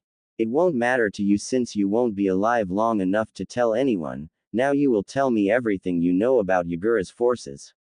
Naruto growled as the man suddenly laughed. Ha ha ha. And what makes you think I will tell you that? You will tell me everything you know about Yagura's forces. Naruto pushed as much force power as possible into his suggestion. I will tell you everything I know about Yagura's forces. The man's will broke under Naruto's control over the force. Flashback no Jutsu Kai. Apparently the Chunin had a lot of information regarding Yagura's forces, from troop number to the deployment schedule for the coming week. This information would be vital for planning ambushes as well as making plans for the future. Naruto had granted the man a quick death by snapping his neck. Naruto had finally made it back to the base to find Mei waiting at the entrance for him. He grinned under the helmet as he strode towards her. Mission accomplished, Mei-chan. Naruto saluted playfully as Mei chuckled. I have to say it's a job well done, Revan-kun. Mei replied using his alias as there could be people listening in. Do you have anything you wish to report? As a matter of fact, how would you like to know the deployment schedule for Yagura's forces for the coming week? Naruto asked with an unseen grin as Mei's eyes widened comically at that statement. Why you managed to acquire that kind of sensitive information? She asked in disbelief, causing Naruto to roll his eyes behind his helmet. Do not underestimate the power of the Force. Naruto quoted his deceased master. Is that what your bloodline is called? Mei tried to prod him for information. Naruto decided to place some trust in her as she did with him. Not really. My bloodline has yet to be named, for I am the first person to manifest it. My bloodline allows me to tap into the natural energy of the planet, and no, it is not chakra. Naruto explained as best as he could. From my understanding, chakra is a mutated form of the Force. Chakra is a mixture of physical and spiritual energy that are generated within the body of living things. However, the force is the energy of the universe. It surrounds everything and binds us together, from plants to humans to the very planet itself. The way you describe it makes it seem like you can do anything with it. May concluded from the explanation. Well, not everything but almost nothing is impossible when you are a master of the force, which I am only an adept at it. Naruto sighed as he reminded himself that he had more training to do. Interesting. Now what was it about Yagura's deployment plans? May shifted the conversation back on track. Well, I do know he is planning a few strike runs here and there, mostly to trick you into keeping your forces thinned out. However, his real plan is to lead his entire army to march on this very base. Naruto drew on a piece of map of Mizu no Kuni, circling the places he had pointed out. That means, May paled as she realized what would happen if Yugura were to lead his army straight for their base. Yes, it means he is going to end this war with one final decisive strike. He still thinks that he has the element of surprise that is something we can use to our advantage. Naruto said as he tapped his chin repeatedly. Shouldn't I recall all our forces to the base in this case? May asked in concern. Definitely not. That would just tip him off that we know what he's planning. Naruto trailed off as he examined the map further. This open plain between the two forces, yes, that would work perfectly. What is it? Do you have a plan? May asked as she looked at the map as well. Not only do I have a plan, but this plan is going to turn the tide of this war if not end it. Naruto waved his hands excitedly. Then I expect you to have the details of this so-called plan ironed out by tomorrow, so you can debrief the entire base on what course of action you want us to take. May told him. It will be done by tomorrow morning, May-chan. Naruto rolled up the map and sealed it into a storage seal on the inner side of his cloak. Good. I have some routine checkups to perform now. Would you be interested in joining me? May asked with a slight blush. Who in the right mind would decline an invitation to spend time with such a beautiful woman? Naruto smirked when he saw May's blush increase in intensity. The first stop is the canteen to grab something to eat and we will make our way from there. May said once she had her blush under control again. Naruto nodded his consent as he walked side by side with her to the mess hall. He heard snatches of conversation along the way. Hey, see that armored guy beside our leader? A Chunin nudged his friend walking beside him. Of course I do. What's the matter? I heard that he was the leader of the 10-man team that had secured an enemy outpost and wiped out the entire force stationed there without losing any men. No way. That's the guy that I've been hearing about. I won't want to get on his bad side.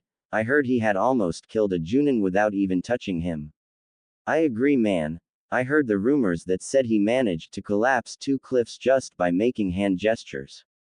Seems like someone is becoming quite the star around here. May whispered so other people wouldn't overhear. What can I say? When I do something, I do it to the best of my ability. Naruto shrugged his shoulders uncaringly as they continued walking. Oh really? Tell me, Revan-kun, does that motto apply to the bedroom as well? May cooed seductively. Wouldn't you like to know, May-chan? Naruto countered instantly, causing May's brain to run through several scenarios that left her panties slightly damp. Naruto had a small grin under his helmet that he had finally gotten the last say against the auburn-haired female beside him.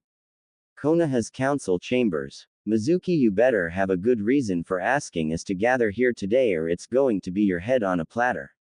A fat merchant grunted as he plopped down into his seat. I agree with him, and why isn't the Hokage here? Hyuga Hiyashi sat with his arms crossed as his pupilless eyes gazed upon the form of Mizuki standing in the middle of the chamber. I apologize, esteemed members of the council, for gathering you here today, but I assure you that it is for the betterment of Konoha. And as for why Hokage-sama isn't here, that is because this meeting does not require his presence, so I did not want to distract him from his work. Mizuki grinned inwardly as the council members seemed to settle down after his explanation. So for what purpose have you called us here for, boy? An old, Bandaged man by the name of Shimura Danzo asked as he tapped his cane impatiently on the wooden floor. Dear council members, I am sure all of you remember the night we lost the majority of the Uchiha clan to Uchiha Itachi's rampage. Mizuki began as a murmur broke out through the chamber. I believe that we may begin the restoration of the great Uchiha clan faster than we had imagined. Please elaborate on what you mean by that, Mizuki-san. Akamichi Shuza inquired politely. Since Sasuke-san is still not of the correct age to begin repopulating the Uchiha clan, I suggest we start with Mikoto-sama first, as she is still of the prime age to give birth. Mizuki replied, which immediately caused Inuzuka-sum to burst out of her seat. How dare you try and make my friend a breeding factory for a clan of thieves? Sum shouted in outrage, barely controlling herself from tearing the man into tiny shreds. Inuzuka-sama, I didn't mean it like that. Mizuki stammered slightly as he didn't know that Mikoto had a friend on the council. Then tell me exactly what you meant when you said that.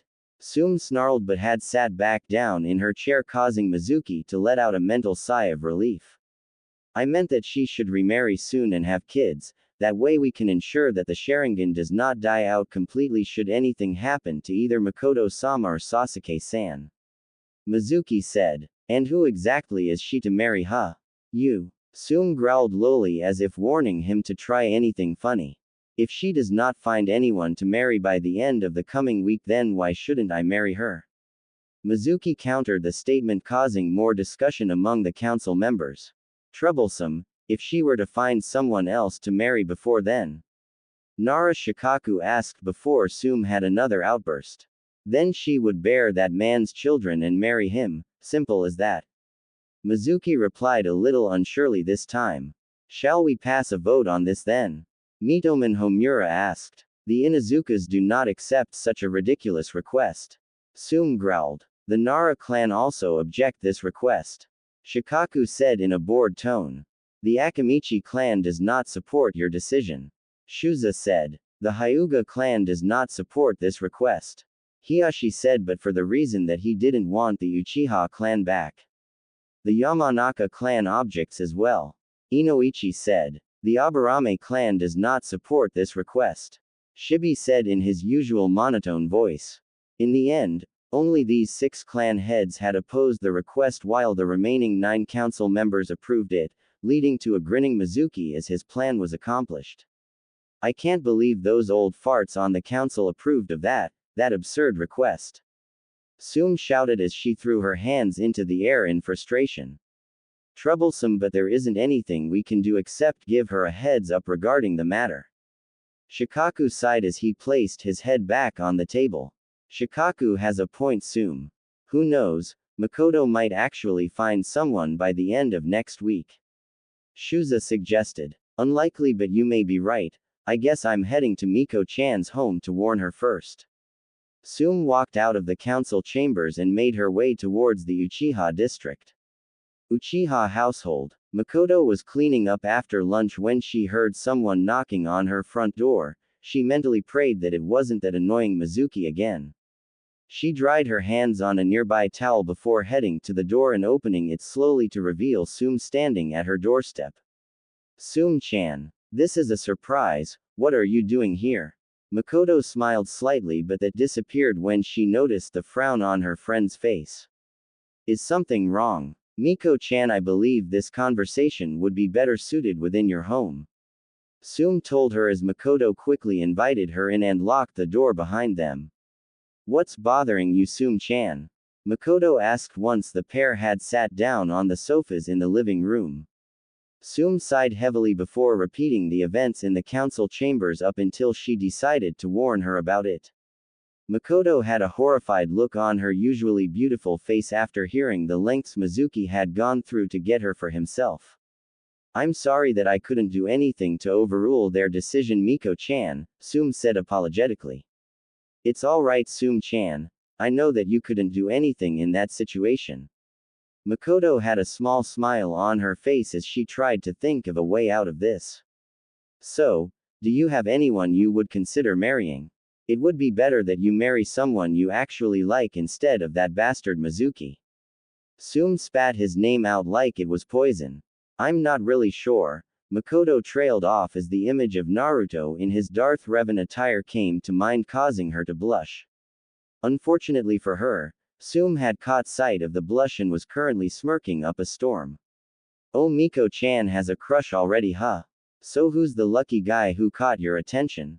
Sume teased. Sume-chan. Mikoto whined with a pout before finally crumbling under Sume's relentless questioning. Fine, I'll tell you on the grounds that you don't tell anyone else. Who do you take me for?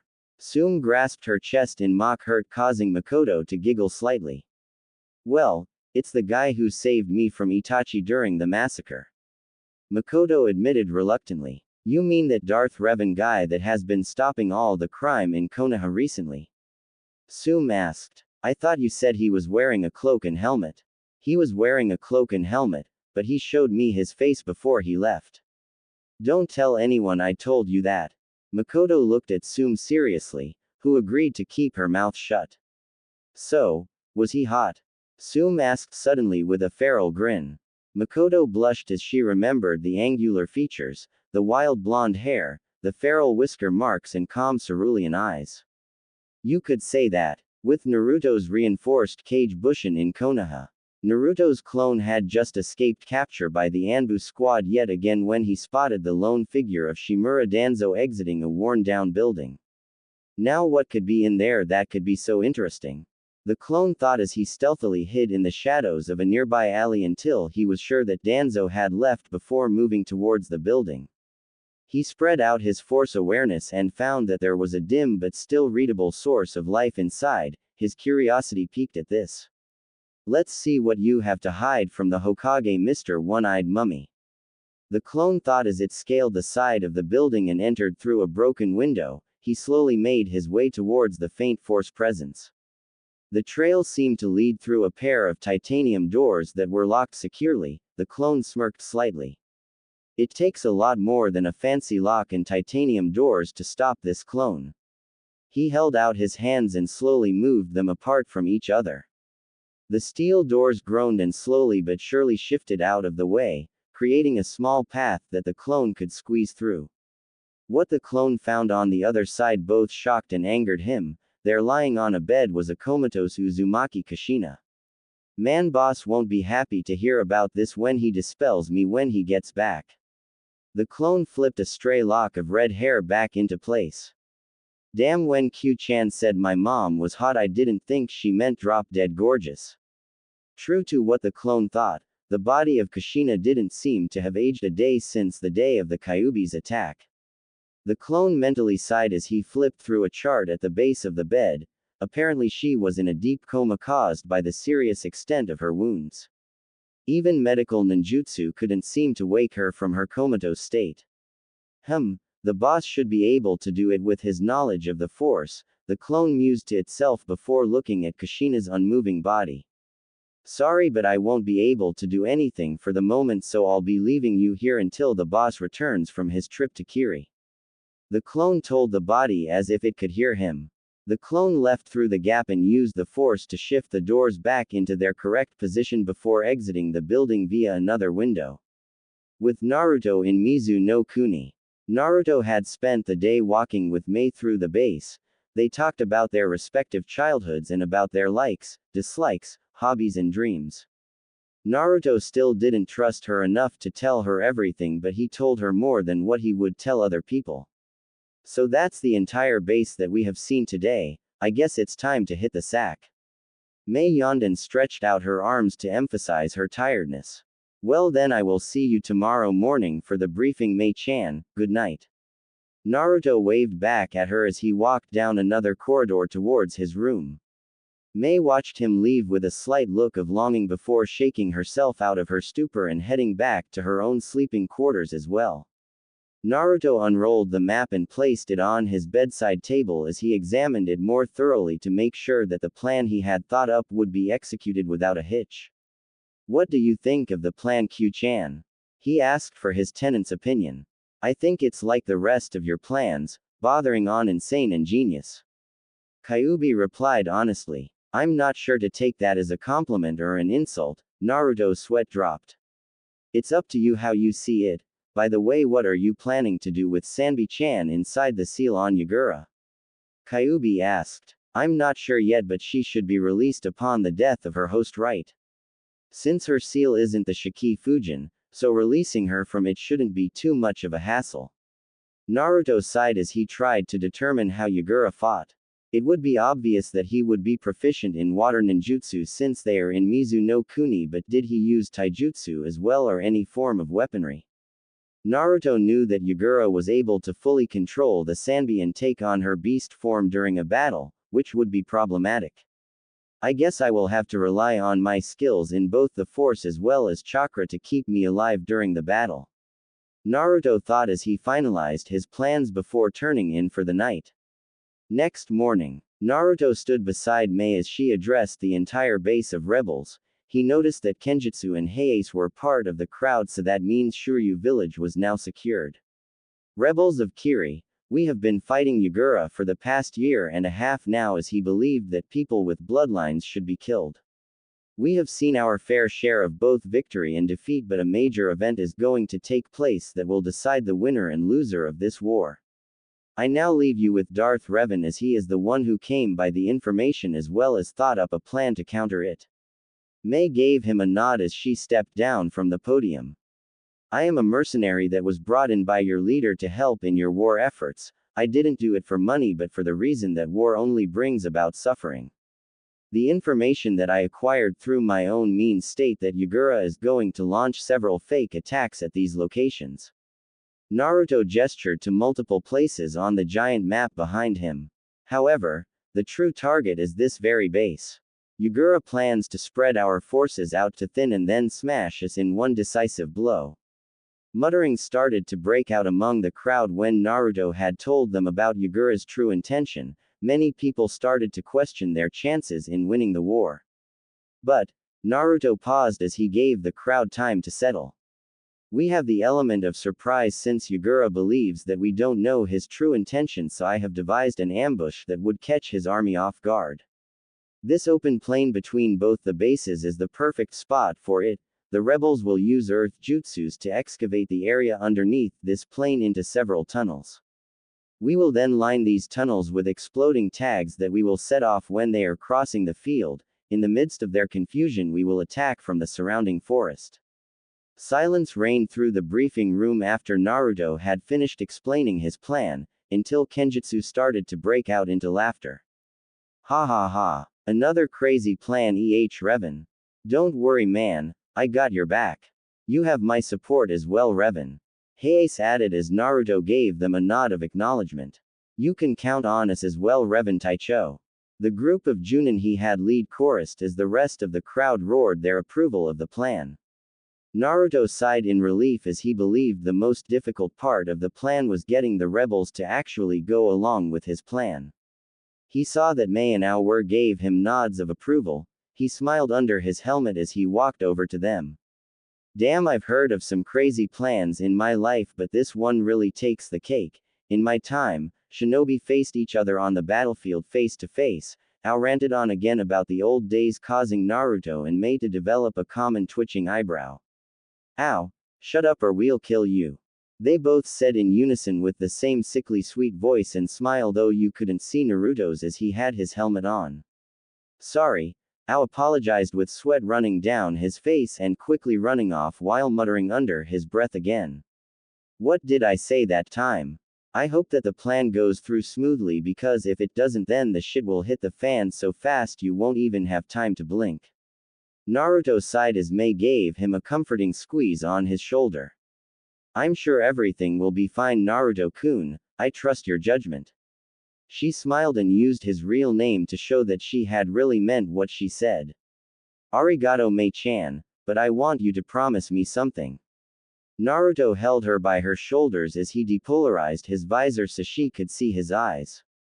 What is it? Mei asked, slightly nervous since she had never seen Naruto this serious before. Promise me that when the battle starts, you will stay as far away as possible from Yagura and I as we battle. Do not interfere no matter how bad the situation looks. Do I make myself clear? Naruto squeezed her shoulders slightly as he said this. Mei was silent as she thought about it. I promise, as long as you promise me one thing. Mei looked him straight in the eyes as she talked. Promise me that you will make it out of the battle safely and that you will return to me. Naruto's eyes softened as he heard her plea. He drew her into an awkward hug since he was still in his armor. I promise I will make it out alive, Mei-chan. Naruto released her from his hold before chuckling. Then maybe we can go on a date after the war has ended. We shall see, Naru-kun. We shall see. Mei smirked as she walked away with an extra sway in her hips, causing Naruto to stare dumbly for a moment before breaking out of it. God damn it, I lost again. Naruto shouted out loud. Mei snickered as she heard the shout and thought. Don't mess with the best, Naru-kun. Previously on Naruto. Force Unleashed. Arigato, Mei-chan, but I want you to promise me something. Naruto held her by her shoulders as he depolarized his visor so she could see his eyes. What is it? Mei asked, slightly nervous since she had never seen Naruto this serious before. Promise me that when the battle starts, you will stay as far away as possible from Yugura and I as we battle. Do not interfere no matter how bad the situation looks. Do I make myself clear? Naruto squeezed her shoulders slightly as he said this. Mei was silent as she thought about it. I promise, as long as you promise me one thing. Mei looked him straight in the eyes as she talked. Promise me that you will make it out of the battle safely and that you will return to me. Naruto's eyes softened as he heard her plea. He drew her into an awkward hug since he was still in his armor. I promise I will make it out alive, Mei-chan. 5 days later. Day of battle. Naruto stood at the far end of the open plain in his armor, the black cloak flapping slightly as a small gust of wind blew through the area. Apparently this was part of the plan as well. He was to make sure the army stopped in the opportune spot where the maximum amount of casualties will be inflicted by the exploding tags. With the small amount of rebels that actually use earth element techniques, the tunnels had taken them 2 whole days to excavate with small breaks for meals. On the 3rd day, the tunnels were lined expertly with exploding tags, but these weren't normal tags. Naruto had used his rather impressive knowledge regarding Fuinjutsu to maximize their blast potential, making sure to take out more enemies with the blast radius. Spreading out his force awareness, he could feel Mei's presence in the dense jungle foliage towards the east of the open plain. Naruto knew the enemy won't be able to sense them since he had placed some chakra suppressor tags around the ambush area to make the rebels' chakra signature nearly unreadable. Let's see where the advancing army is, Naruto thought as he pushed his force awareness further out across the open plain. Just as he was about to reach his maximum range, he felt it. A large group of force presences moving in sync towards him. Yugura was the one in front as his force presence had a double layer to it. Naruto found out that all Jinchurikis would have a double layer feel in the force to him, the inner presence being the Biju while the outer presence is the host. After a few more minutes, Naruto saw the approaching army with his own eyes and saw the look of surprise and confusion on many faces due to his presence. He waited until they were in the best position before he held out a hand to signal that they stop in their tracks. Yugura lifted an eyebrow but decided to humor him and gestured for the army to stop. Greetings, stranger, and who might you be? Yugura asked as he tried to sense the threat level of the black-clad person in front of him. My name? Well, you may call me Darth Revan. Naruto's voice had that metallic quality whenever he spoke through his helmet. Very well, Revan-san. Would you mind explaining why you are here as well as why you told us to stop? Yugura narrowed his eyes at Naruto. I am here because my presence is needed here, Naruto answered in a cryptic fashion. As for why I told you to stop, I wish to give you a chance to stop this foolishness and live in harmony with the bloodline clans. Yugura was dumbfounded. This strange individual appeared out of nowhere and suddenly demanded that he stand down and live peacefully with the bloodline clans. The thought of it was so outrageous he couldn't help but laugh out loud. The rest of the army, seeing their leader laugh, decided to join in. You expect me to suddenly allow those scums back into our village when we have been at war for the past year? You must either be stupid or totally insane. Yugura spat after he stopped laughing. Is that your final decision? Naruto asked for confirmation. Of course it is, now get out of our way before I crush you. Then may Shinigami-sama have mercy on your souls, Naruto replied without emotion as he found a single handseal causing Yugura to take a battle stance. I feel like I should say some really witty one-liner before this, something like, art is a bang. Or something along that line, but I don't really give a damn. So. Katsu. The majority of the army felt the ground rumble and give way underneath their feet before they were consumed by a gigantic explosion of fire and earth. At this moment, the rebels burst out of their hiding places and jumped in to engage the surviving members of the army, which was around one-third the original.